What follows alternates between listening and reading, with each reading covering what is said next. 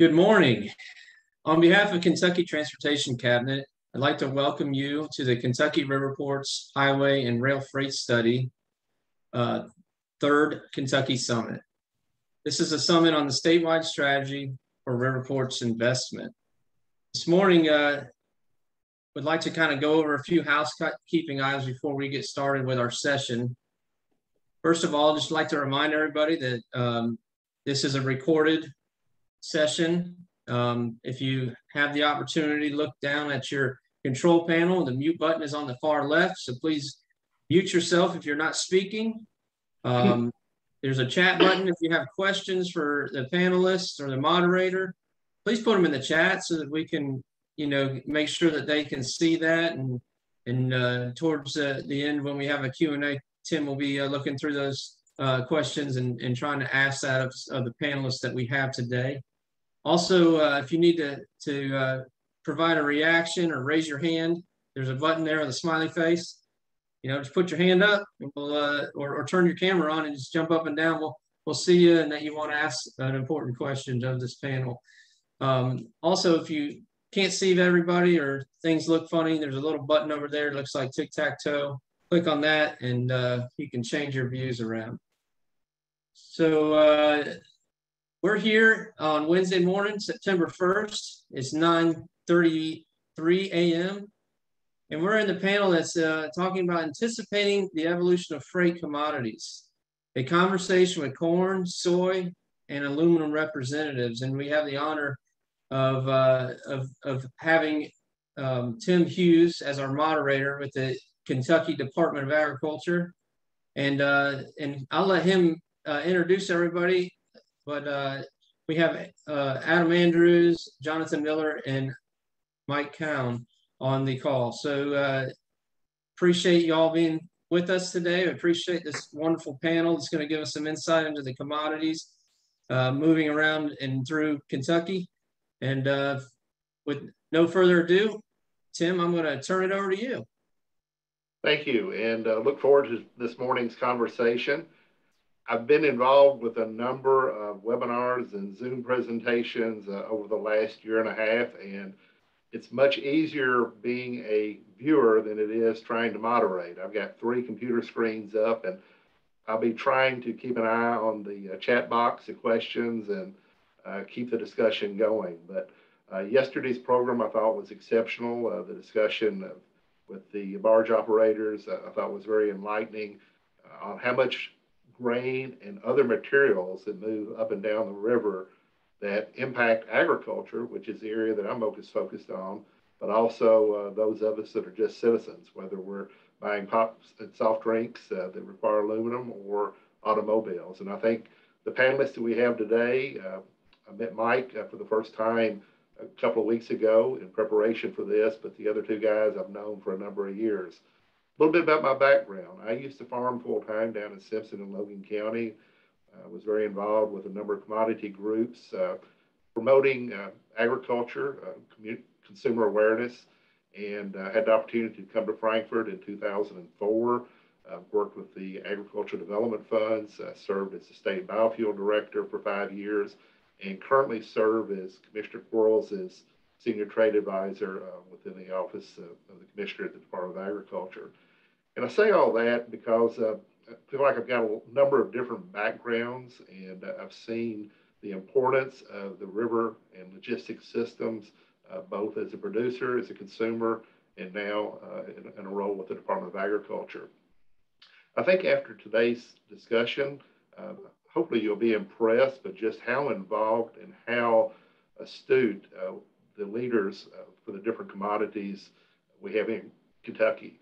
Just a couple of years ago, we had the president of the American Soybean Association, which is the policy side for the soybean industry, and the president or chairman of the United Soybean Board, which is the promotion side, both from Kentucky. And that's almost unheard of, a state our size, to have both national leaders. And so I think you'll see the fruits of some of that leadership in some of the presentations and the discussion. I'm going to save most of my remarks to the 3 panelists give their presentations. But you'll notice I'm going to swap up my backgrounds a little bit during the program today. Welcome your comments in chat on where you think that specific slide is. My wife and I started traveling a few years ago, and we enjoy cruising. And so I'm going to show you a few of the port facilities that we've seen in different parts of the world. And I think in many of these, you'll see an agricultural theme. You'll see some that are very old and some very modern. You'll see some that have a direct character because of the investment and where the investment came from. So with that, our first panelist this morning is Mr. Adam Andrews. Adam is with the Kentucky Corn Growers Association, and they also have a promotion side. And I believe Adam is going to share his slides. I have to give him a little ribbing. He was educated in Tennessee, but we've done a good job here in Kentucky on getting him straightened out. And most days he bleeds pretty blue. So Adam Andrews. Thanks, Tim. That was actually going to be my first confession, is that I'm originally a native Tennessean. I've lived in Kentucky for almost as long as I had lived in Tennessee, but a product of the UT system. I graduated from University of Tennessee, Knoxville, with a master's in ag economics, and my undergrad work was ag business at Tennessee Martin, which is in the upper west corner of the state, about 7 miles south of Fulton, Kentucky. I'm going to try to share my screen here and give you guys an idea of what Kentucky Corn Growers is. We're a trade association. Essentially, the beef, it's what's for dinner for the corn industry. We operate, I've been on staff for about 15 years. Previously was director of national affairs for the Kentucky Farm Bureau Federation. That was my first job out of graduate school. Was there for 3 or 4 years, worked on logistics issues, among other things, the tobacco buyout, farm bills, things like that. That was nearly 20 years ago. Starting there, I've been with Kentucky Corn for over 15 years. But we're a commodity checkoff, which is essentially a promotion arm of the corn industry and the small grains industry as well. So whenever a farmer delivers grain in the state of Kentucky, at the first point of sale, 0.25% of his sales are checked off and used for promotion and advocacy and education for the industry. So we're basically anything that increases a farmer's aptitude to grow crop and increases our ability to sell a crop. Market demand, market development is a large part of what we focus on, what our board focused on. We're directed by elected farmers across the state, and then that grower board appoints, along with the Department of Agriculture and the Kentucky Farm Bureau, they appoint councilmen to administer the funds through the checkoff program. So relative to this, we're actually have been a long time member of the Waterways Council. That's really our focus. That's really how we focus our efforts to advocate for river transportation. Some of the items or some of the activities that we do, advocacy relating to advocacy and awareness. We can't lobby with our checkoff funds, but we do have a farmer dues paying membership organization that does have that can invest in lobbying arms with dues paid memberships. So what you see here are a couple of photographs of barge tours to raise awareness and create some advocacy for waterways infrastructure. That top photograph is Colin Peterson speaking at a barge tour. I think we're locking through Newburgh at that time. Colin Peterson was the chair at the time, was chair of the House Ag Committee. He was defeated this past year in election, but he's a congressman from Minnesota. The lower picture is it's a group about to embark on a barge tour through Markland Lock and Dams, and that's a farmer and his family, Russell Schwenke from Boone County, and then the two individuals that he's talking to is Bob Porter and Stacey Rockaway, who are Congressman Massey's field reps and state director. At the time, Congressman Massey was on Transportation and Infrastructure Committee, so a very important person to these topics. We also, on the demand side, we also do anything that we can to increase demand for corn. Trade is a huge aspect of that.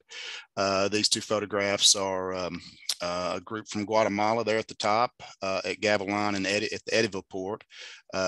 Those half of that group are buyers. The other half of those are national inspectors for the country of Guatemala. The lower picture are Mexican corn buyers, white corn buyers. Those two individuals are from Gruma, which owns Azteca Milling, which is the largest miller in the United States. Make a lot of grits that go to Europe.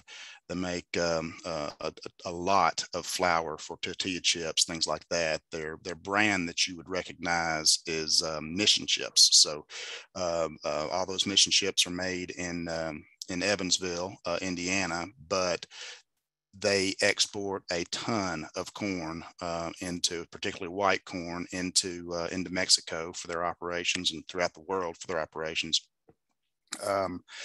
There are only really two places in the country that are proficient at growing white corn, and Western Kentucky is one of those. Right about where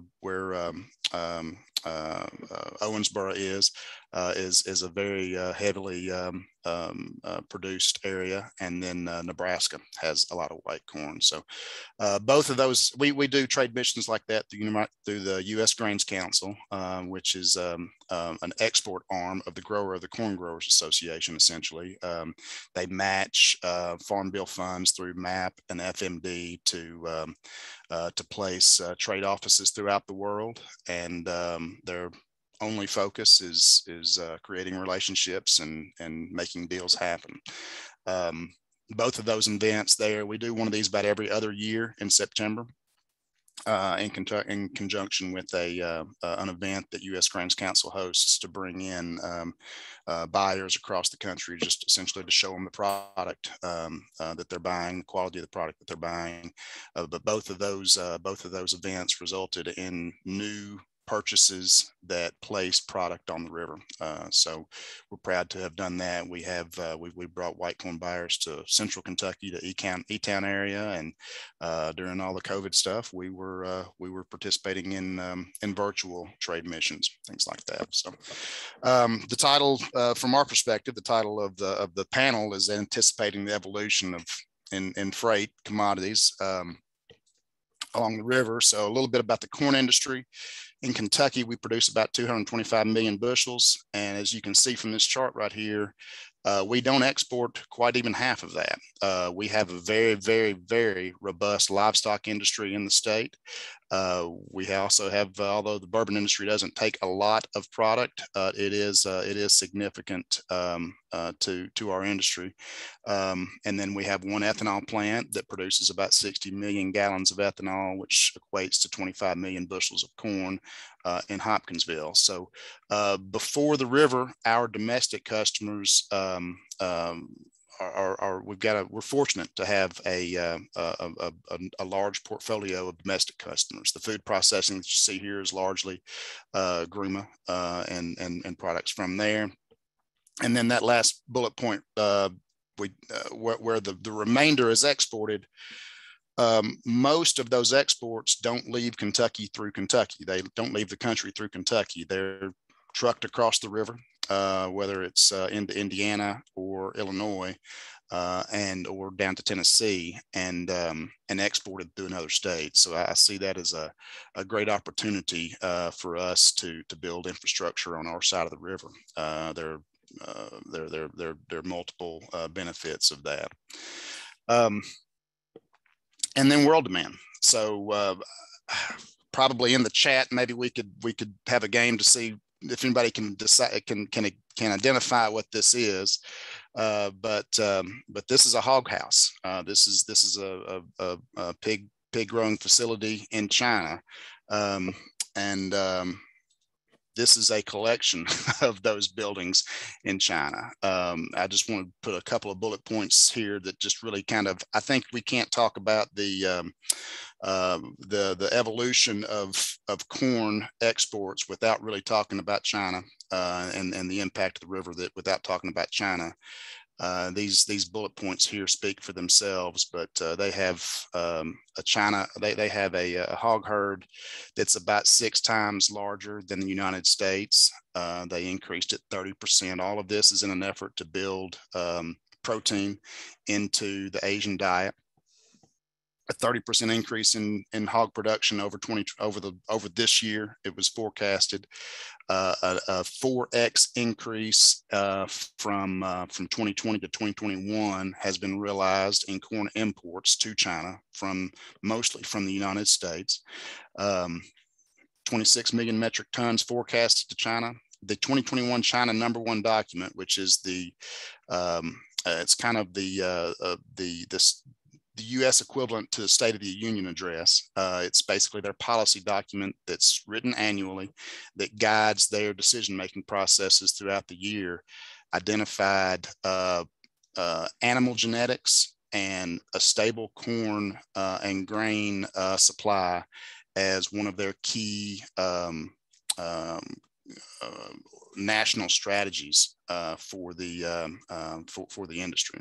And I think Tim has got a slide that he's going to show when he kind of opens us up into the panel discussion. But that last bullet point where I kind of professed that we could be in a little bit better position to capitalize on some of this export growth, which is just going to be astronomical.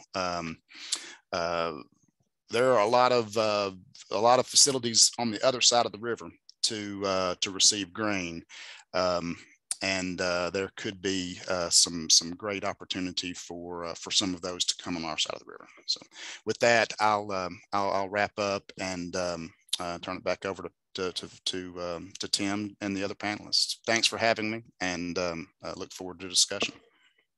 Thanks, Adam. Thanks for painting the picture that we are in a global market. As producers and agriculturalists, we rely considerably on the river system and ocean freight. At this time, I will call on Mr. Jonathan Miller. Jonathan serves as the president or chairman of the Soy Transportation Coalition. He's also very passionate about beavers. If you're connected with him on social media, he is also very astute on tax policy, and so I'm not sure which direction Jonathan's going to go this morning, but I know he's got some great information. And I asked him to really paint the picture of how this impacts him as a producer. Standing in line at harvest time and the difference in pricing. So I think he's got some great insights as well as some information from the Soy Transportation Coalition. So Jonathan, take it away. Thank you, Tim. I appreciate that. I've got a few pictures here I'm going to start with. I'm Jonathan Miller, chairman of Soy Transportation Coalition, as you just said. I also serve on the Kentucky Soybean Association, and the Kentucky Soybean Association is our lobbying side of our organization. Most importantly, I'm a farmer, and that's where I'm going to start with. And see if this works. Okay. Dad and I farm about 2,600 acres around Island, Kentucky. We're a farm family, and it's a family farm. My wife and I lived and raised our kids right here on this farm, and right by our grain system and our buildings, and this is where our main farm, this is where we keep our equipment. This is the big shop beside of our house, and I threw this slide in because I think it shows the importance of transportation to farmers. It might surprise people, but we probably spend more time in trucks than we do in tractors in a year all total. We've updated some trucks since I took this picture, but we still keep 5 semis and 4 hopper bottoms, and that's with a farm that has 3 employees and a part-time landlord who comes in and helps a week a year or a few weeks a year. So every barefooted little kid learns at a young age that it's not enough to raise the little piggies, you got to take them to market. And we're in the same shape here. I took this picture in Thailand. And so why does a farmer care about riverports? We need access to markets, and 95% of the world lives outside of the United States. Think back to May 11th when a crack in the Herman DeSoto Bridge, part of I-40, shut down the Mississippi River and took corn down limit that day. It also cut our local basis by 10 cents, and soybeans basis dropped also. And it was probably the beginning of the end of high prices for this cycle of grains before harvest. We also need price competition to improve the local basis paid for grain. The basis difference between what we get and what the Chicago Board of Trade futures price shows. Most importantly, we need competition to force our local facilities to update for faster unload times. I took this picture I see here. It was August 29th of 2012. Corn shelling started about 2 weeks earlier that year because of the drought. But this is normal for, you know, about a week a year in the harvest. This is what we end up doing. You spend all day long sitting in a line to haul off grain. And you just don't have time for that. Like I mentioned, we have very little help and can find very little help. The guy in this picture in the front, I can remember him retiring at 67 and come to work for us. And that was not a decade ago, but close to it. Dad turned 76 this year, and my landlord that helps us out on occasion turned 80 a few years ago. Take me out, we average over 75 years old. So I saw this on Facebook after another truck hit a railroad bridge at Central City. And it seemed like a good slide to point out that one barge can take about 58 trucks off of the road.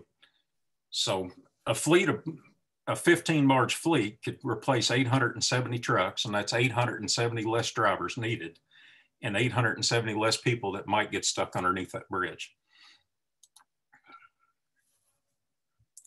Less fuel and lower cost per ton, river transportation is ideal for grain, so it makes a perfect partner for farms, especially with the expansion of ethanol. Before the expansion of ethanol, you could just about look at a basis chart around the United States and you could draw in the rivers just looking at where the higher prices were. It is that important when you're dealing with heavy, low-priced items. It is that important to have river transportation.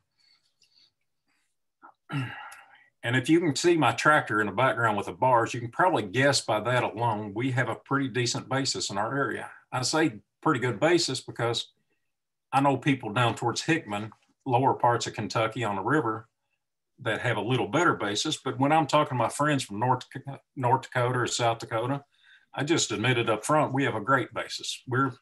We expect 30 cents over and then maybe 30 cents under the board during harvest, but 30 cents over the Board of Trade the rest of the year.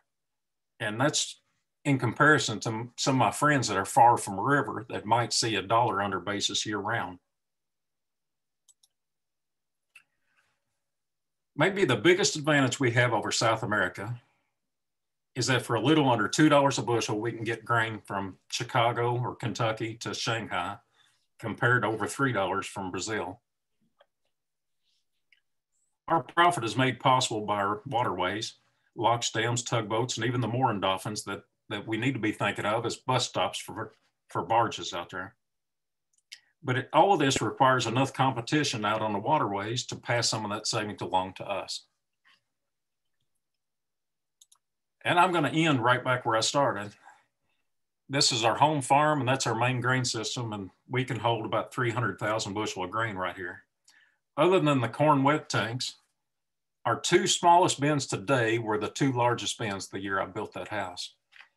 Now, we've added some acres. A whole region can't do that, but we've added some acres, but mostly it's yield increases. Right now we're shelling corn. I can hear the combine running in the background behind me. And so far we got a 224 average for that field. And that's about what we made 2 years ago when we had the same farm in corn. But you go back 10, 15 years, and them yields were much lower. You know, we're hoping now for farm averages 60 bushel an acre on soybeans. And it wasn't that long ago, if you had a 45 to 50 bushel, you was bragging about it. So, and I think you're also seeing a shift from pastures to crops, row crops, which create more barge traffic also. So, and that's it for my slides. Let's see. That's about all I have, Tim. All right, Jonathan, thank you. As a great visual presentation about your operation and just how dependent you and other producers are on the logistics and market grain. A couple of things that were posted in the chat box. Ken Erickson gave the definition of basis, and basis is basically the difference between the Chicago Board of Trade price and what an individual farmer is getting at their local elevator. And that's exactly right, Tim. If Chicago Board of Trade is $5.50 today, let's say, we're 30 cents under, then my local price would be $5.20. That basis is just that gap between the two. I was talking to a friend a few years back. We had a 60-cent over basis at Owensboro Grain for soybeans. So we was getting 60 cents more than what the Chicago Board of Trade futures price was for that month. And I want to think it was about January, February that we was looking at that. And that was in part a fluke. I mean, it was lower production around close to home.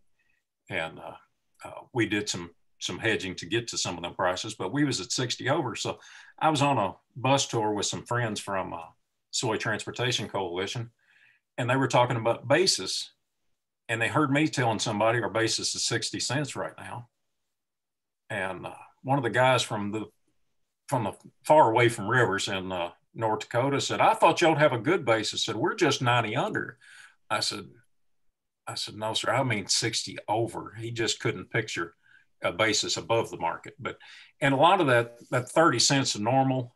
A lot of that 30 cents is just simply the fact that we can get from Owensboro, Kentucky, or from McLean County, Kentucky, a little cheaper to the New Orleans to get to the actual markets. So thank you, Tim. No problem. And one of the questions from Bill Miller down in West Kentucky was, what would be the ideal distance from your local farm to a terminal market or to a local elevator? Next door.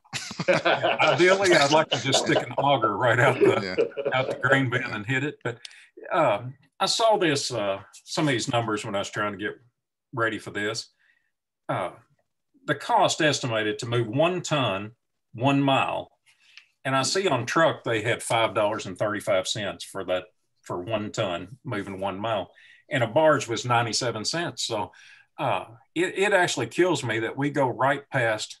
I'm 3 miles from Purdue. It used to be Bungie right at Livermore, and that's on the Green River, small lock and dams from there to Owensboro, and they're having trouble getting barges. But it kills me to have to truck grain to Owensboro, drive right past Purdue, drive another 23 miles going to Owensboro, knowing that it would be much cheaper to put that on the water than it is to even use your own trucks to do that.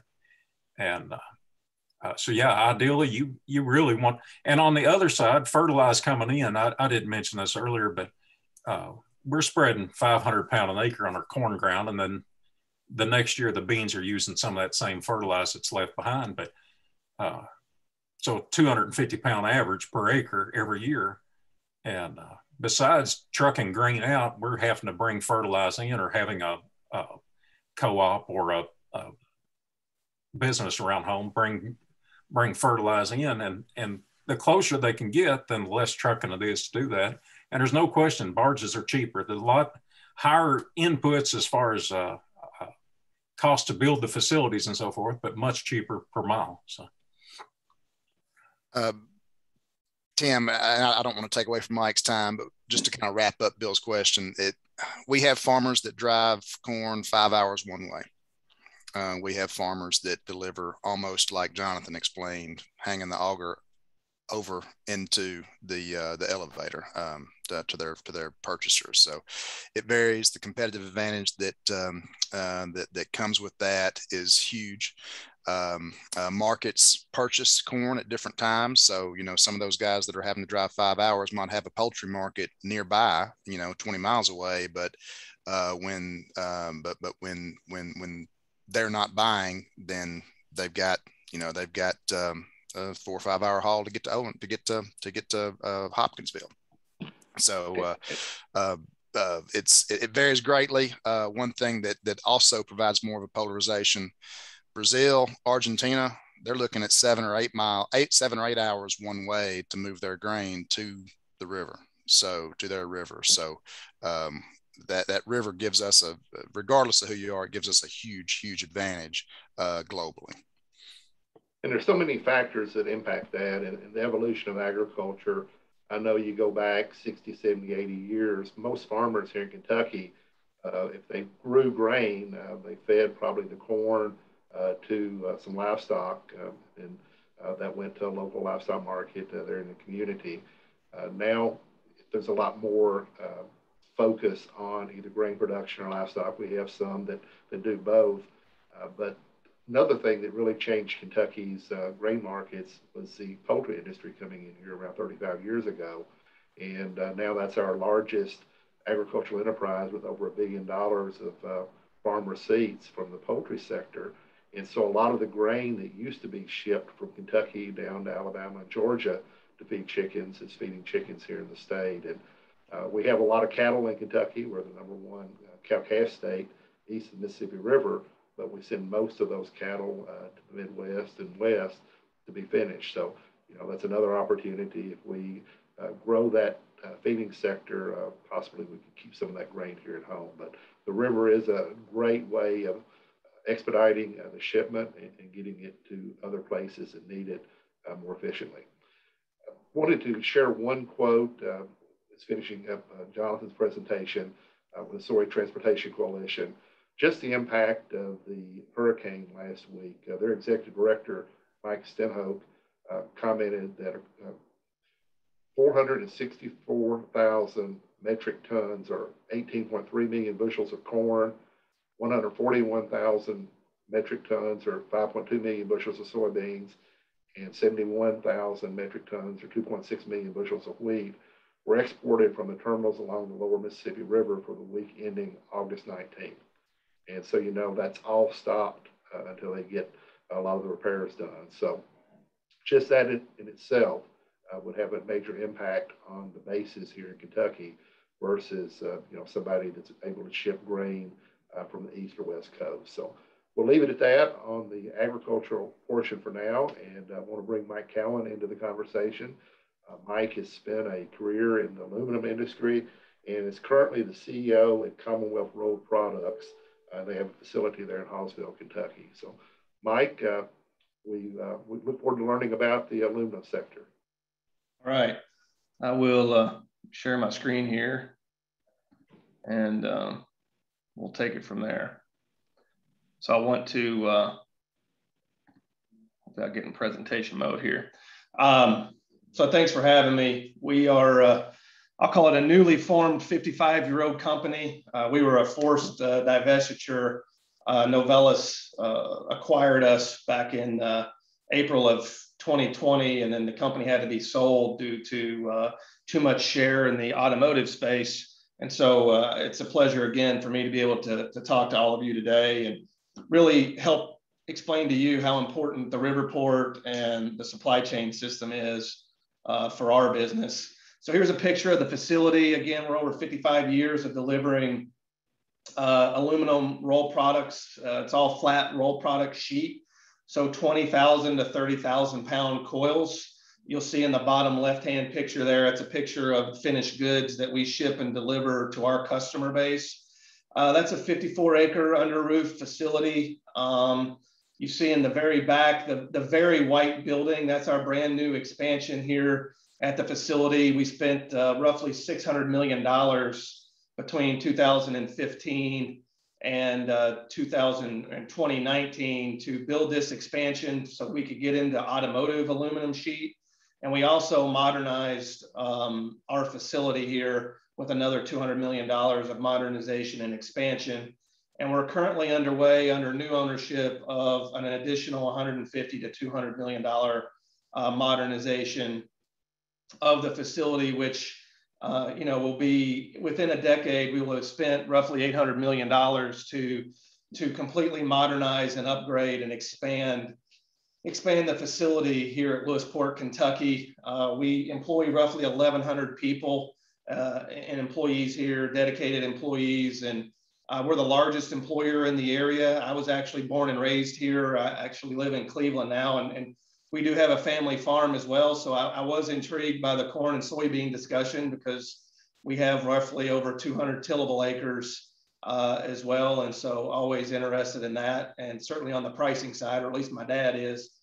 We are represented by the steelworkers, and we are really just an established automotive body sheet. You see at the bottom there, these are some of the products that our material ends up in. You see on the bottom left, trucks. We're on most of, if not all of, the aluminum boats, gutter and downspout and building construction segment, cargo trailers, pots and pans, all kinds of things. Aluminum is in, and we touch all those, Weber grills, you name it. So where do we see aluminum, and where do we see the long-term dynamics going here? We see nothing but positive growth in aluminum in North America. We went through a really tough spell for about a decade as we were really fighting what we viewed as unfairly traded imports into the country, specifically from China. As an association and under the Trump administration, a trade case initiated by Wilbur Ross, Secretary Ross initiated the trade case in which a lot of us in the association participated in, and were able to get some favorable outcomes in trade. And that's been a very positive bright spot for our industry. As you see here, we see, a 4% compounded annual growth rate through over the next decade, going from roughly 13 billion pounds to almost a 20 billion pound market here in the US. Automotive, we say ABS, but automotive is the bright spot there. Also can sheet. So for those of you who know Logan Aluminum down in Logan County, Logan is one of the largest can sheet producers in the world. So this is a great outcome for them. And then for us, clearly a big step change in aluminum demand. We see aluminum content growing from 460 pounds a vehicle to 515 pounds a vehicle by 2026. We actually see that going to 570 pounds a vehicle by 2030 as, aluminum continues to be proven a very lightweight, cost and safe, and then also from an engineering and design perspective, very great for sustainability. And as you see electric vehicles growing over this time period, very good for that space as well.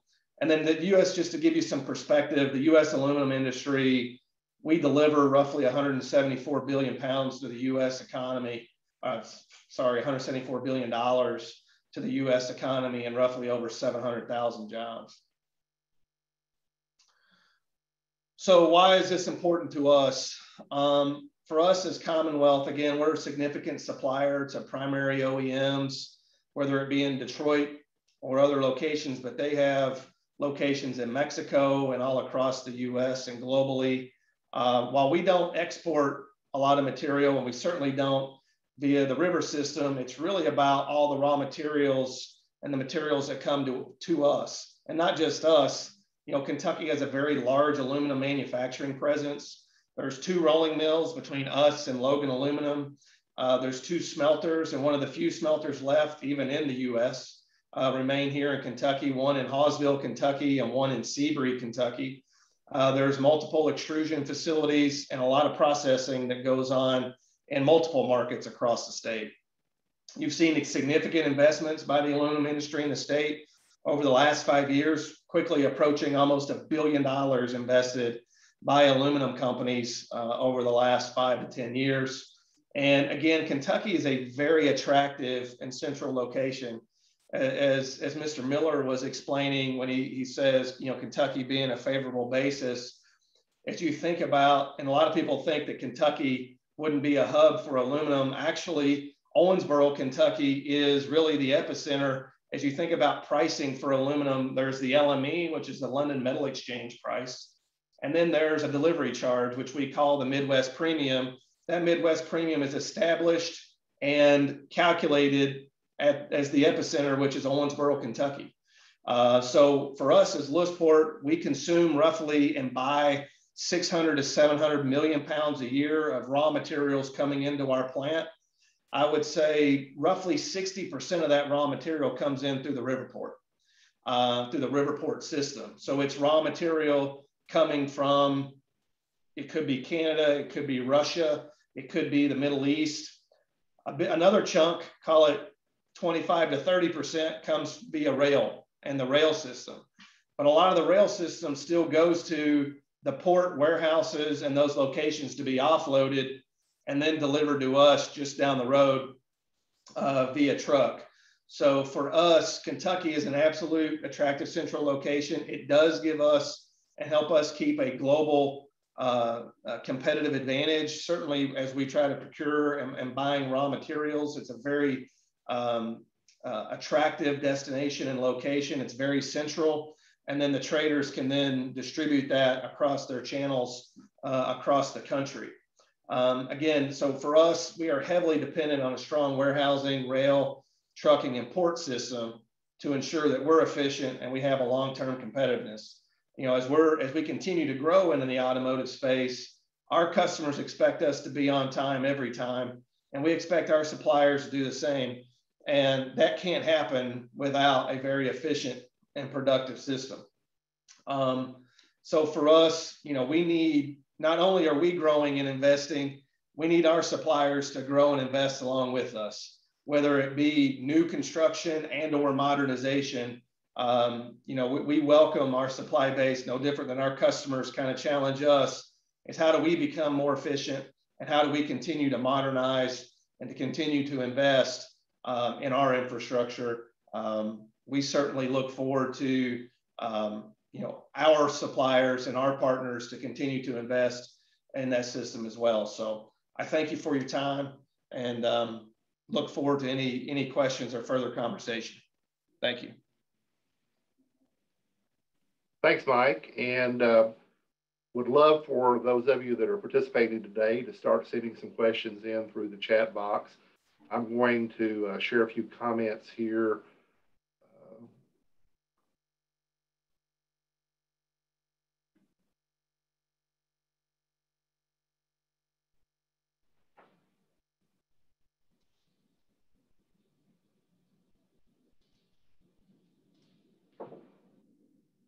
Okay. This is within the Kentucky Department of Agriculture. Dr. Ryan Quarles serves as our commissioner. And I put together just a few talking points on some of the things that we're trying to do. We work with a number of outside organizations, and a few of them have already been mentioned. But there's a tremendous amount of technical expertise outside of state government, from the private sector in Washington, D.C. A lot of it's free, a lot of it is fee-based, but we're glad to help connect interested parties with a number of those opportunities. There's some grant funds available to companies for marketing and providing products in other countries. Some of that would help for website design. In other cases, it could help cost share going to a trade show. What we would work with would be agricultural based, but Cabinet for Economic Development has some incentives that would go beyond agriculture. We like networking. We feel like that we have a lot of meetings. A lot of those were canceled last year and converted to Zoom, but it's very important to learn from other folks. And then also there's a tremendous amount of data outside of Kentucky and Washington and other places. Ken's group, that's their business, is data. So we want to try to help answer questions as they come up. And there's my contact information. One of the comments yesterday was made by Steve Alley with Ingram Barge. He said, "I don't believe the world knows what we have to offer here in Kentucky." And that's something that Dr. Quarles feels is important. He's currently serving as the national president of the National Association of State Departments of Agriculture. And we're hosting the national annual meeting for that group in Louisville next month, well, into this month. We're now in September. And so we're going to be having leadership from the 50 state departments of agriculture and 4 territories in Louisville, along with some international folks. This is a picture in 2019. Kentucky and Tennessee hosted 27 international attaches. These are individuals that are based in Washington, D.C., representing 27 different countries from around the world, and they are involved in agricultural trade issues. And so we had them in Kentucky for 2.5 days, and one of the stops was the Riverport there in Owensboro, and we showed them agriculture from Hopkinsville all the way to Winchester, Kentucky. And we stayed in contact with them and have been able to connect some of our companies with them and their expertise to deal with specific issues. This is a slide that I put together, and I'm going to apologize up front. Some of the information could be dated and it could be wrong, but one of the things that has really stood out to me as we've been talking about the Riverport study is, how many facilities are within a Kentucky Riverport versus are independent, and then what's happening across the border in these other states. And so what I've done here is most of the grain that's traded and shipped along the river is done by multinational or international companies.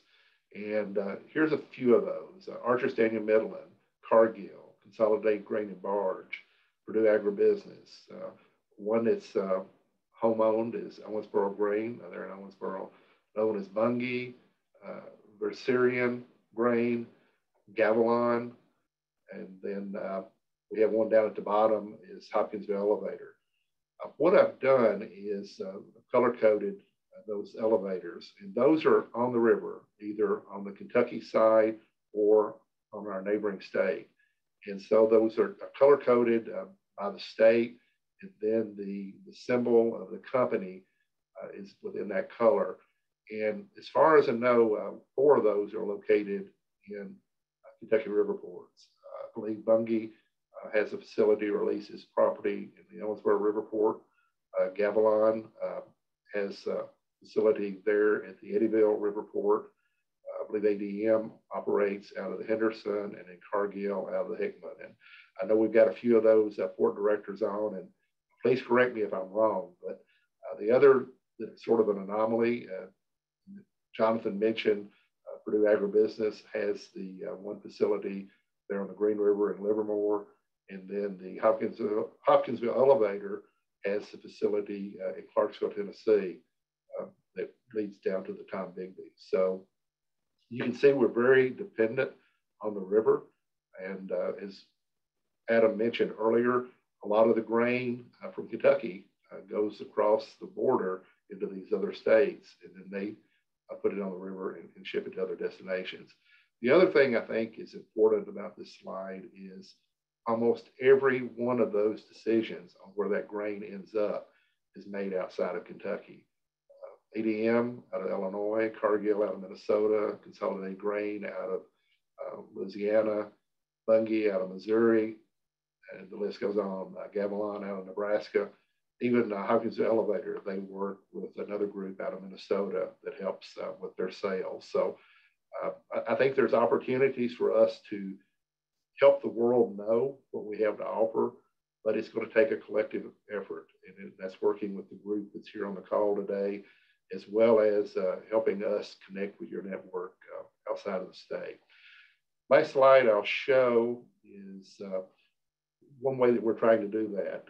Back in 2017, Commissioner Quarles started a series of meetings around the state called LAND, Linking Agriculture for Networking Development. And this is a partnership with the Kentucky Association of Manufacturers.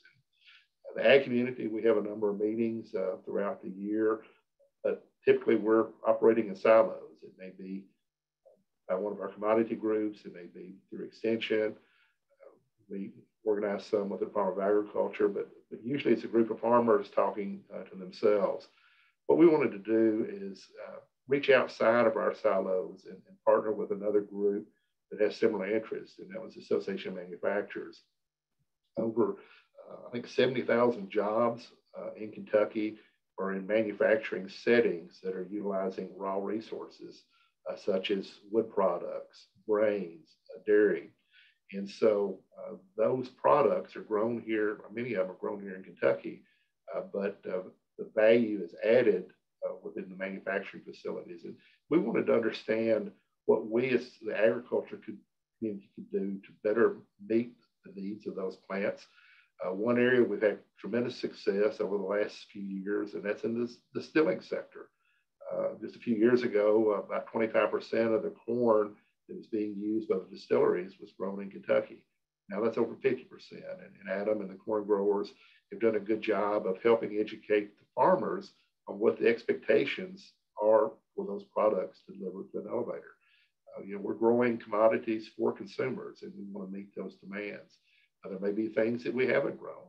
Soybeans 100 years ago weren't grown in Kentucky. And my dad started growing soybeans in the 50s, and now that's one of our leading agricultural commodities grown in the state. So it takes that ingenuity and that work in order to solve problems. And that's part of the purpose of today's conversation and the Riverport study. Put up last slide here as contact information. As I mentioned, we definitely want to be a resource. And looking at the chat, Mike had answered one of the questions. It says barging is for inbound raw materials.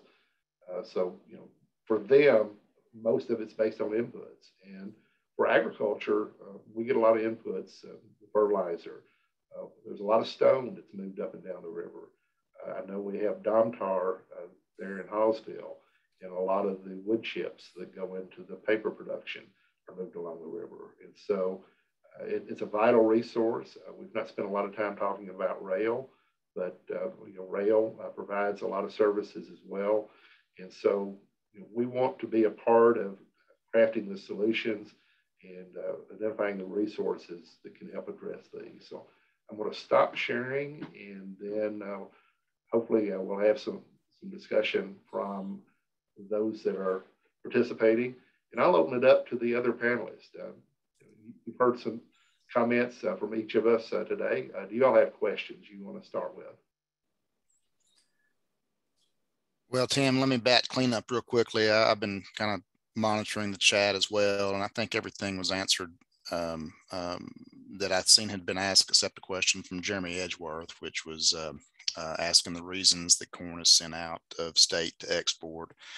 And I think your map really kind of answers that question. There were a lot of blue dots on that map, but those aren't large facilities compared to the dots that were colored for other states. Jeffersonville is a good example of that. That CGB facility over in Jeffersonville, Indiana, is mammoth compared to some of the smaller terminals that sprinkle the Ohio or the Kentucky side of the river. Everything north of the river provides some hassle. I know the farmer that was in that photograph, for instance, from Boone County, that was talking to Congressman Massey's staff there about to lock through Markland. He has to drive. He can see an elevator across the river and has to drive 45 minutes around to it. Through on a good day, on good traffic, 2 hours, 3 hours with bad traffic. When the door fell off of Markland, he had to stop his combine and wait for 4 weeks. There was just no options for them on their side of the river. He filled up all of his grain bins, all of his trucks, filled up the grain tank on the combine and parked it, and then waited for 4 weeks. So it's largely just like Tim said, decisions made outside of the state, and I suspect those decisions is for everything that Kentucky has to offer with its 250 million bushels. There is more grain in the Indiana. We're adjacent to I-states, so the Indiana corn crop is larger. The Illinois corn crop is much larger, and those decisions have been made to locate on that side of the river. Vertical integration of these elevator companies, of these grain merchandisers, is huge for that answer as well. That they're just there's just not enough competition amongst corn buyers, particularly the export guys. That's why Kentucky can get so competitive selling its corn domestically or selling its corn in state to end users, because the decisions made to export corn really aren't made from Kentuckians. And I think that's a huge opportunity for some of these ports.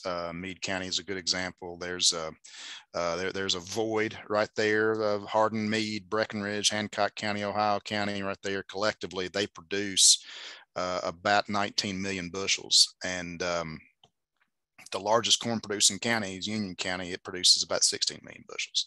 So those 4 or 5 counties don't have anywhere to take grain.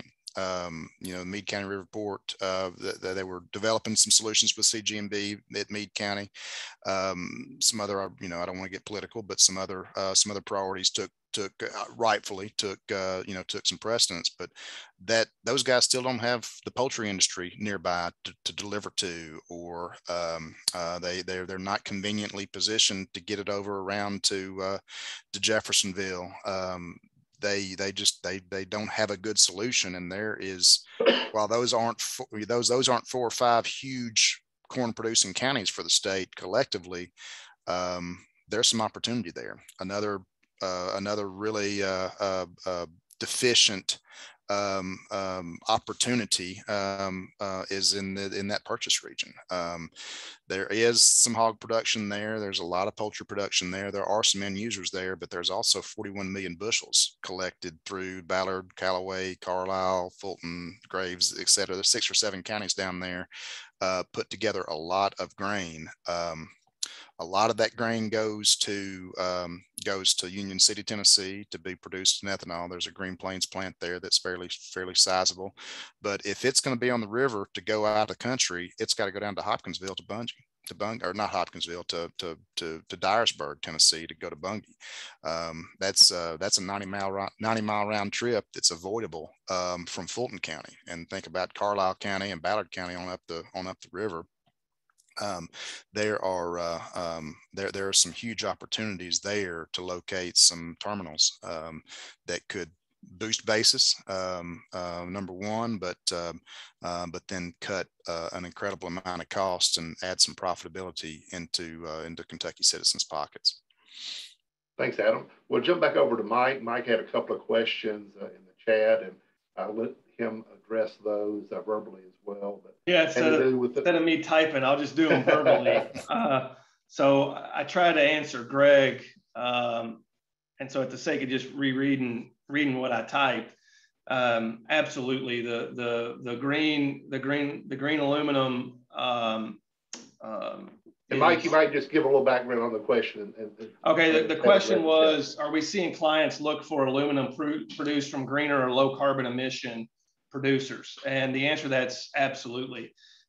We get a lot of, I'd say over the last 5 years, I spent 3 or 4 years in Europe, and we were in the thick of that a decade ago in Europe in particular, as you think about really that sustainability story. And as we were really ramping up the aluminum in automotive in earnest, and a lot of the investment here, it's now transitioned from ramping up aluminum and embedding it in vehicles to now really that sustainability and ESG story. And green and low carbon emission producers, it's important to the overall life cycle assessment calculation that OEMs and even we use in regards to aluminum versus other materials, be it steel, carbon fiber, plastics, other things. So this is here, it's here to stay. We have customers asking for it, ask if we use it, if we need it. We do buy it and we do consume a lot of it. It's what comes in via barge, because most of that, as most of you know, is coming from Russia or Canada, from hydropower facilities and or in Iceland, not necessarily from the US, as most of our smelters are coal-based power, certainly here in Kentucky. So yes, we continue to see that. Brian asked the question, with the projected growth of ABS and increased weight of aluminum in vehicles, do you see Kentucky opportunities for new industrial developments for the state? And with that, I say yes as well. And the reason why is attractiveness of raw materials. And so that attractiveness of raw materials also is the attractiveness of green raw materials. They like shipping here, whether it's via coming up the river or via rail. It's a good destination, but it's also very central. And so you've got a lot of producers or consumers of raw material right here in the state. So it won't just be, though, rolled sheet, even though the largest growth in aluminum is what we call hang-on parts. So it's doors, hoods, lift gates, and tailgates on vehicles. You see a huge growth in trucks and SUVs in that space to push to lightweight those and make those, to meet those fuel emission standards that are here and are coming. But consumers are also asking for it, regardless of the regulation. Consumers are starting to look for it and demand it. But where you're really going to start to see the change also in growth is moving from ICE vehicles or the internal combustion engine to BEV, or the battery electric component, is going to be a huge push for extrusion as you look for the components to house the batteries, but also high pressure die casting, which will be used to make some of those components that used to be part of the combustion engine. A lot of that's going to move to, some of that's already in aluminum today in the housings that you have, but it's going to stay in that in BEV. So that's where we really see the growth, and that's going to be a real opportunity for Kentucky, because if you look at a map of all of the stampers, the blankers, and the assembly lines, Kentucky is very well positioned in North America to be really the epicenter, to be able to take that wherever, because you've got the movements of scrap, raw material, and the finished goods to think about, not just are we next to an OEM. Thanks, Mike. Don't see any other questions in the chat right now, but I know the sustainability issue is huge for the ag community as well. And all the way from a renewed discussion on carbon management and what role agriculture is going to be playing in soil health and sequestering carbon, to the production of biofuels. And we have a company in Winchester that's taking canola oil and producing biodegradable plastics from it. And so I think the ag community is going to be right in the middle of those discussions as well. And Adam or Jonathan, if you all want to offer any remarks on that from your respective trade associations.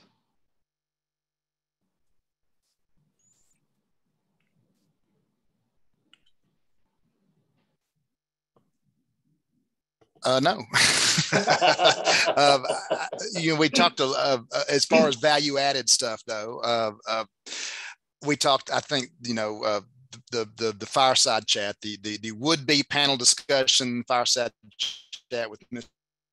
Allen and Ken Erickson yesterday was fantastic. A lot of discussion about containerization and modal transfers, things like that. As we're looking at opportunities from agriculture for value-added stuff, selfishly from the corn industry, we say chickens are really just corn with wings, and hogs and cattle are really just corn on a hoof. And the opportunities for moving, we are an incredibly large poultry producing state, chickens and turkeys.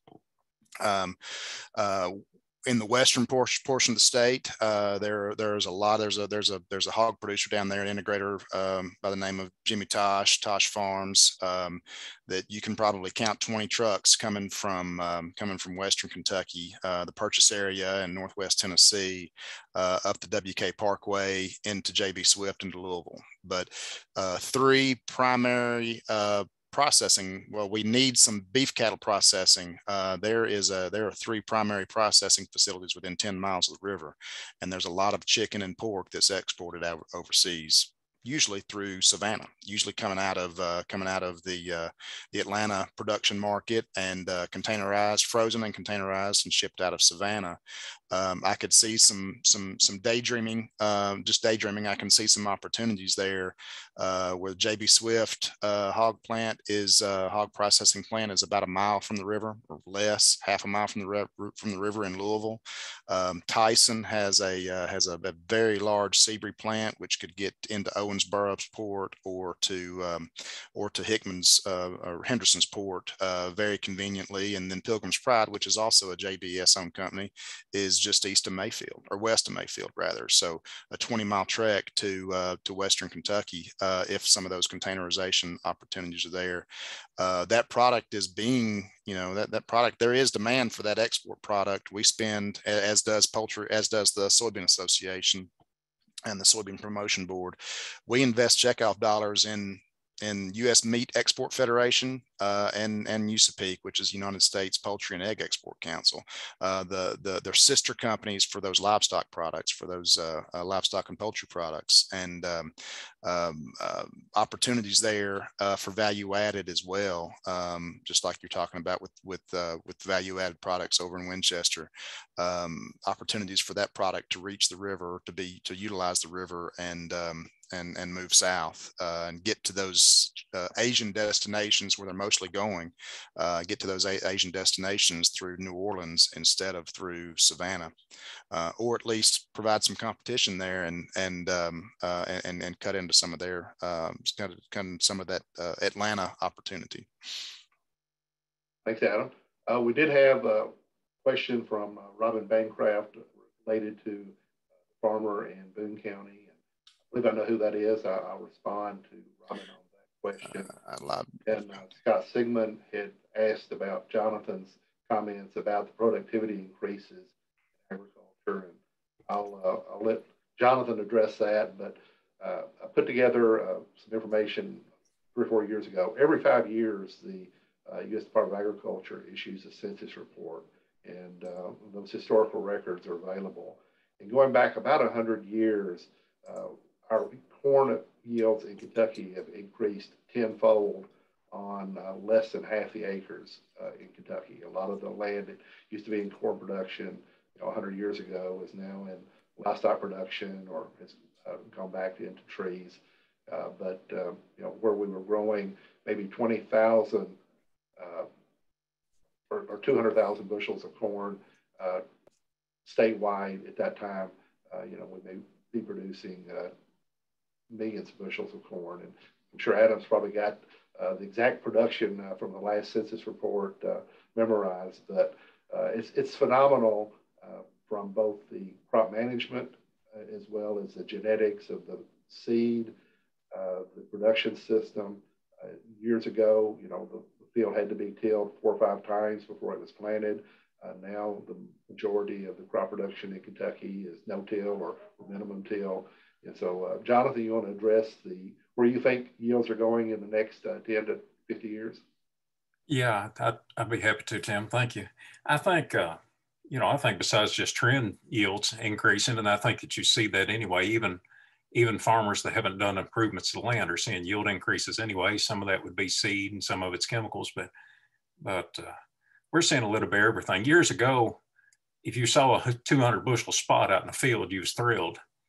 And then before long, you was hoping you'd yield 200 bushel. And now you're kind of disappointed if you see 200 bushel in a year. So on corn and soybeans is similar. Soybeans really haven't seen quite the yield increases as corn around home, I don't believe, but same principle, 45 bushel or 40 bushel for an average to hoping that you're getting closer to 60, but it's probably really in the mid to low 50s for a farm average around here. I answered both because we raise corn, soybeans, and just enough wheat to know better than to plant a lot of wheat. But we just don't have the market for it here. But we're seeing increases in wheat also. We've seen, we saw wheat yields go from 60 bushel to 80 bushel closer to home. And a lot of that was just picking better varieties. It takes years to work out and figure what you're gonna plant, what varieties, and what you're gonna spray on it. Fungicides have gone a long way to increasing yields on corn. I've seen fungicide applications might be 40 bushel better if you happen to have had outbreak of rust or something around home that would have cut yields. But it goes wider than that. Every time you see a farm sale, just picture that as part of the churning process that's putting land into hands that will make it more productive. Usually, sometimes it don't, but in general, if you're buying land, you have to be productive to even come close to paying for it down the road. So 2012, I was served as I guess like an ambassador for soybean farmers. So we was in Mexico, and we was talking to probably the biggest buyer they have in Mexico as far as importing U.S. soybeans. And everybody around the room was telling about how bad production is going to be this year because of the drought. And I listened to it all, and I could tell them guys were getting nervous whether or not they'd even be able to buy U.S. soybeans. And I told this fella, I said, I know these prices are high, and at the time, soybeans were at $18. I said, I know these prices are high, and I'm sure it's going to cause an impact and going to hurt a lot of consumers, but I want you to think about this as an investment in U.S. farmer. You take this $18 soybean prices when it would have been 12 without this drought, let's say, or 10 to 12. So you put a lot of money in that farmer's pocket. He's not going to be able to buy ground. It's just not for sale. So the first thing they're going to do is upgrade equipment. You're going to start adding fertilizer and lime better than what you would have if you was barely scraping by. You're going to buy a field tile, and you're going to drain that farm that used to have a wet hole in the middle that would cut yields. Some of them are going to buy irrigation equipment. And all these things, every time extra money went in the pockets of a farmer, then for the next decade, I told him, you're going to get a dividend back off that in the form of lower prices than you would have had otherwise. And that's exactly what happened. Within a year, we was looking at the pre-2012 prices already. And, all those things combined. And of course, the guy selling you seeds going to tell you the yield increases were all because of him. And the guy selling you fungicide is going to say it's because of them. And the guy selling that equipment and that farmer gets done early, he's going to think so. But it all adds up together. It's all working together, and we are increasing yields. And I don't see a top anywhere in sight. I think even now Kentucky's averages are fairly low. We tend to beat Kentucky average by 10 to 15, 20% every year. And I think a lot of people are catching up, and some might be doing better. And like I say, I think that churn over time of land that ended up in hands that'll make it a little more productive helps too. So. I think Adam had some slides he's going to showing some of the recent yield changes as well. Yeah, Tim, I just popped it up there for a second, but I can get it back up. I actually found it a little bit more of a readable chart that has some USDA logos on it. So I'm sure the Ag Web chart that I put up was just taking this as well. But these are the trend lines that Jonathan was talking about, and that valley is 2012, which was a severe drought. And what Jonathan said is, I completely concur with that. Profitability is invested back into being better farmers, whether that's a corn farmer, a wheat farmer, a soybean farmer in Kentucky. A lot of this had to do with the ethanol industry. If you see that the trend line really started to steepen up around 98, 2000, 2001, 2002. Those were when RFS, Renewable Fuel Standard, placed new demand for corn and new profitability, new investment back into corn farms, and this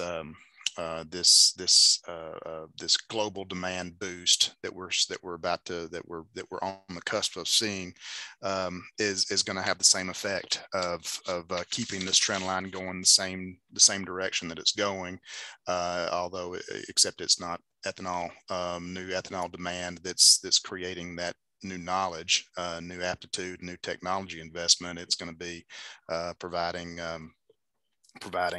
protein to Asia. Marty Rika is an economist that owns Pro Exporter Network, which is one of the most proficient. They're the ones that are always right. If you look at them for 20 years, they're the ones that when they, an economist is somebody that's making projections about next year when their projections that they made last year don't come true. Marty gets it right, and he a statement that he made to us in March of this year was that we have been skirting we've been as close to a global shortage of corn in the last decade than we ever have been before in the history of corn markets. It's all of that that Asia demand, and that's a profitability that's going to come back into that's corn that's going to get sold. That's corn that's going to get shipped out. We're growing more corn, but it's more corn. It's corn that's going to get shipped out, and it's opportunity for farmers and for industry who is located along the river, just like Kentucky is. So. Thank you, Adam. I don't see any other questions right now in the chat box. I'm going to introduce you to our website within the Department of Agriculture. We've got a number of different trade-related resources there. So basically, it's just kyagr.com/trade. The way that we've got it organized, as I mentioned at the beginning, the external organizations, and you click there. Within that, we work closely with a number of groups in Kentucky, like Advantage Kentucky Alliance, American Farm Bureau, American Hardwood Export, the Still Spirits Council, PA, Tech Ag Development Fund. Used to be part of the governor's office. It's now within the Department of Agriculture. Export Council, they work on policy, Cabinet of Economic Development. Distillers Association represents distillers here. The Kentucky Export Initiative is a collaborative group with a number of these organizations working together in Kentucky. ASDA organization does a lot of outreach on trade for the Kentucky International Trade Association as part of the North Kentucky Chamber. SUSTA, Southern U.S. Trade Association. Some of these groups receive federal funds that work with individual companies. U.S. Commercial Service does a lot on the non-ag side, but then also they work with us on some ag projects as well. Many of these next groups are sharing USDA resources with commodity groups. Grains Council is primarily focused on feed grains. Genetics Livestock is on the livestock sector, improving genetics worldwide. Meat Export Federation is looking at importing or exporting more red meat, such as pork, beef, and lamb. USEC focuses on soybeans. Wheat Associates, USAPIC, which focuses on poultry. World Trade Center for Kentucky. So there's links to all of those from our website, and so if you have interest in any of those, there's my contact information. We have an intern here with the Southern U.S. Trade Association, and Jonathan Van Balen works in our marketing office. When I mentioned financial assistance, there's grant opportunities through some of these groups. The STEP grant is through the Cabinet for Economic Development. The USDA provides funding to several of these groups.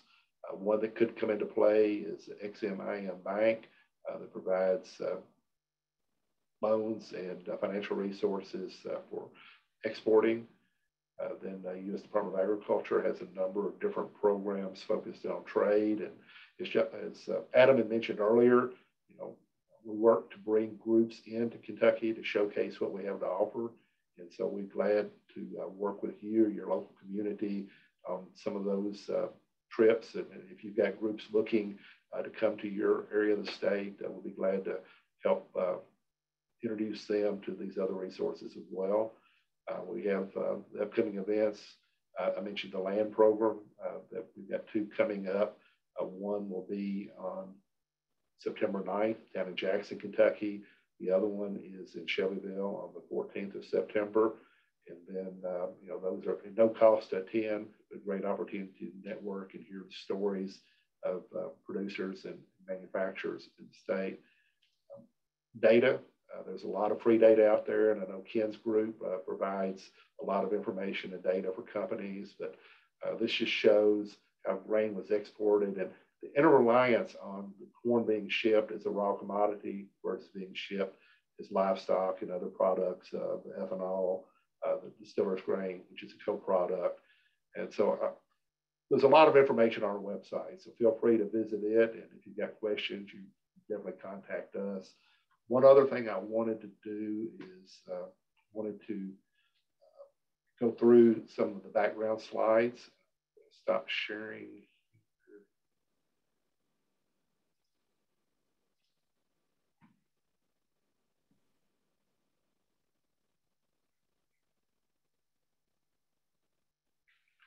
Too many controls, too many screens open.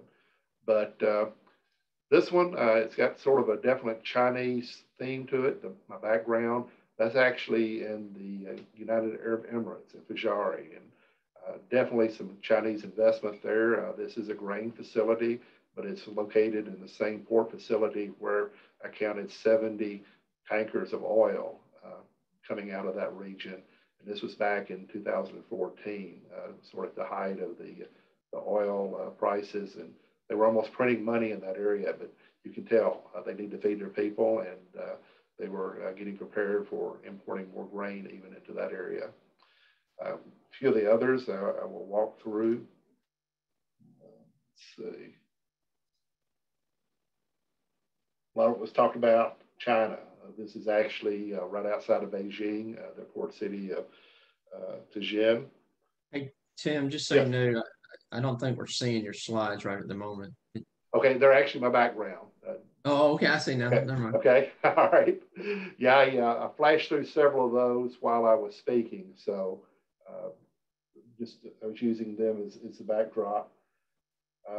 Showed a couple that was wood related, and those were from New Zealand. One of them was in the Wellington area. The other one was an area called Dunedin. And so they were actually shipping out a lot of just raw logs and timber from that area.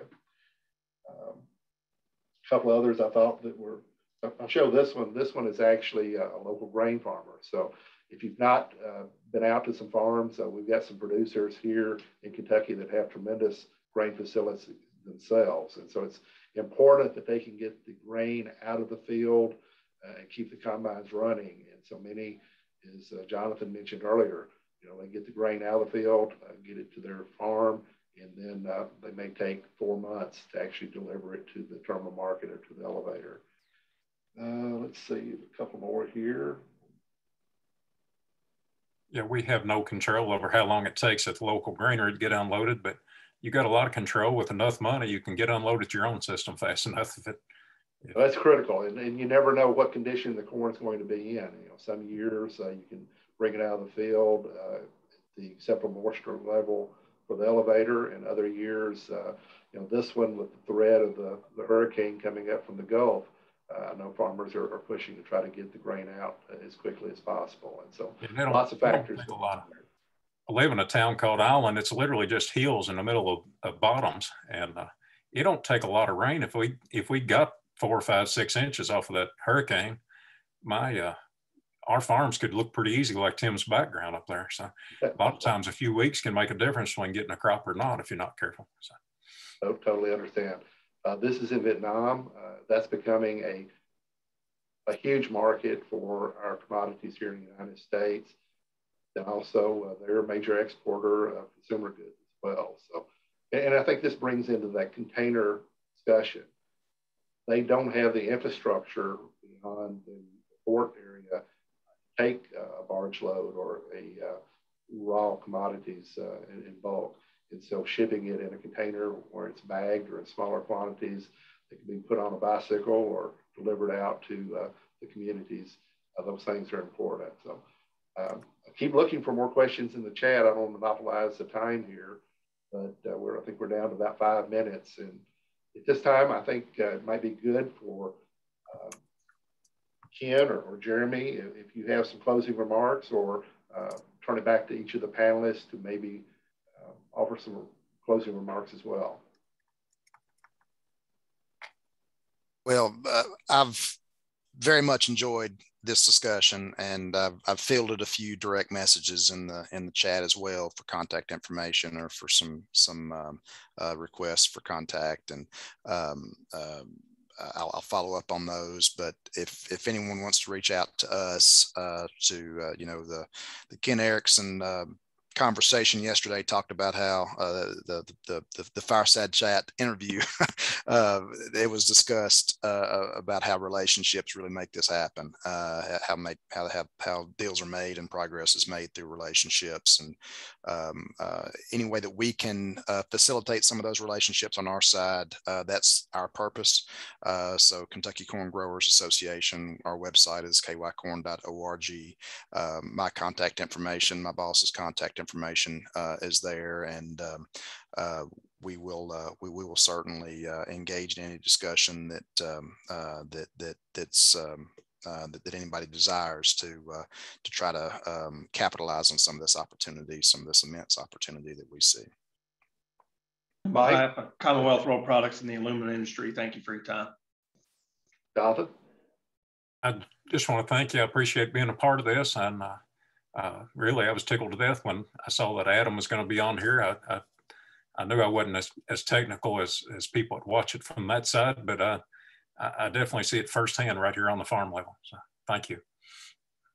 Well, I want to give my thanks to Ken and Jeremy for putting this program together. It's been enlightening to me over the last few months to learn more about the port system. And, you know, if nothing else was accomplished today, part of my goal was to just help showcase how sophisticated agriculture is here in Kentucky, how interrelated we are with the commodity groups, and beyond Kentucky's borders, the resources that are available to the ag community, but also to those of you in the logistics side and the port community. And please reach out to us as a resource. We may not have the answers internally, but collectively, we know a lot of people around the world. I'll turn it back over to Jimmy.